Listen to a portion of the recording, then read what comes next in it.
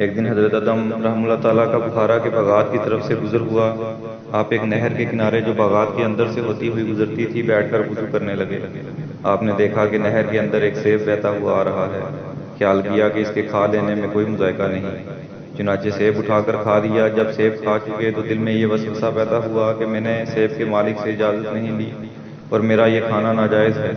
اس خیال سے باغ کے مالک کے پاس گئے اور جا کر اسے اس امر کی اطلاع دی تاکہ اس کی اجازت سے حلال اور مباح ہو جائے۔ چنانچہ باغ کے دروازے پر دستک دی جہاں سے یہ سیب آیا تھا۔ آواز سن کر ایک لڑکی باہر آئی۔ آپ نے اس سے کہا کہ میں باغ کے مالک سے ملنا چاہتا ہوں، اسے بھیج دیجیے۔ اس نے عرض کیا کہ وہ عورت ہے۔ آپ نے فرمایا کہ اچھا، اسے پوچھو کہ میں خود حاضر ہو جاؤں۔ چنانچہ اجازت مل گئی اور آپ اس خاتون کے پاس تشریف لے گئے اور سارا واقعہ اس کو سنایا۔ عورت نے جواب دیا کہ باغ کا نصف حصہ میرا ہے اور نصف بادشاہ کا ہے۔ میں نے اپنے حصے کا سیب معاف کر دیا اور سلطان جو یہاں نہیں ہیں بلکہ تشریف لے گئے ہیں، جو بخارا سے 10 دن کی مسافت پر ہے، چنانچہ اس نے اپنا سیب کا نصف حصہ تو آپ کو معاف کر دیا۔ اب باقی رہا دوسرا نصف حصہ، اب اسے معاف کروانے کے لیے بلخ تشریف لے گئے۔ جب وہاں پہنچے تو بادشاہ کی سواری جلوس کے ساتھ جا رہی تھی۔ اسی حالت میں آپ نے سارے واقعہ کی بادشاہ کو خبر کر دی اور نصف حصہ سیب کا معاف کرانے پر طالب ہوئے۔ بادشاہ نے فرمایا اس وقت تو میں کچھ نہیں کہتا، کل میرے پاس تشریف لے آئیں، میں اس وقت کچھ کہہ دوں گا۔ بادشاہ کی ایک نہایت ہی خوبصورت حسین و جمیل بیٹی تھی جو بہت سے شہزادوں کی طرف سے پیغام نکاح اس کے لیے آ چکے تھے، لیکن اس شہزادی کا باپ یعنی بادشاہ انکار کر دیا کرتا تھا کیونکہ بیٹی عبادت گزار اور نیک کاروں کو بہت پسند کرتی تھی۔ اس لیے اس کی یہ خواہش تھی کہ دنیا کے کسی مشہور زاہد سے ان کا نکاح ہو۔ جب بادشاہ محل میں واپس آیا تو اپنی لڑکی سے ادم کا سارا واقعہ بیان کیا اور کہا کہ میں نے ایسا شخص نہیں دیکھا کہ صرف نصف سیب حلال کرانے کے لیے بخارا سے یہاں بلخ آیا ہے۔ جب لڑکی نے یہ کیفیت سنی تو نکاح منظور کر دیا۔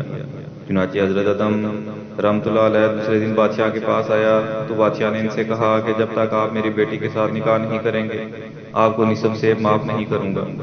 حضرت ادم نے کمال انکار کے بعد نکاح قبول کر لیا۔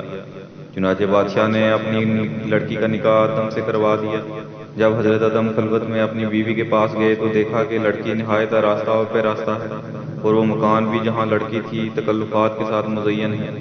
حضرت ادم ایک گوشہ میں جا کر نماز میں مصروف ہو گئے، حتیٰ کہ اس حالت میں صبح ہو گئی اور متواتر 7 راتیں اسی طرح گزر گئیں اور اب تک بادشاہ نے سیب کا نصف حصہ معاف نہیں کیا تھا۔ آپ نے بادشاہ کو یاد دہانی کرانے کے لیے یہ کہا کہ اب وہ حصہ معاف فرما دیں۔ بادشاہ نے کہا جب تک آپ کا میری لڑکی یعنی اپنی بیوی کے ساتھ جماع کا اتفاق نہ ہو میں معاف نہیں کروں گا۔ آخرکار شب ہوئی اور حضرت ادم بیوی کے پاس جماع پر مجبور ہوئے۔ اس کے بعد آپ نے غسل کیا، نماز پڑھی، ایک چیخ ماری اور مصلے پر گر پڑے۔ لوگوں نے دیکھا تو حضرت ادم انتقال کر چکے تھے۔ بعد ازاں اس لڑکی کے بطن سے ادم کا ایک لڑکا پیدا ہوا اور وہ ابراہیم بن ادم تھا۔ چونکہ حضرت ابراہیم کے نانا بادشاہ کے پاس کوئی لڑکا نہ تھا، اسی وجہ سے بادشاہ کے بعد سلطنت حضرت ابراہیم بن ادم کو ملی۔ آپ کے سلطنت چھوڑنے کا واقعہ مشہور ہے اور اس کی اصل بھی یہی ہے۔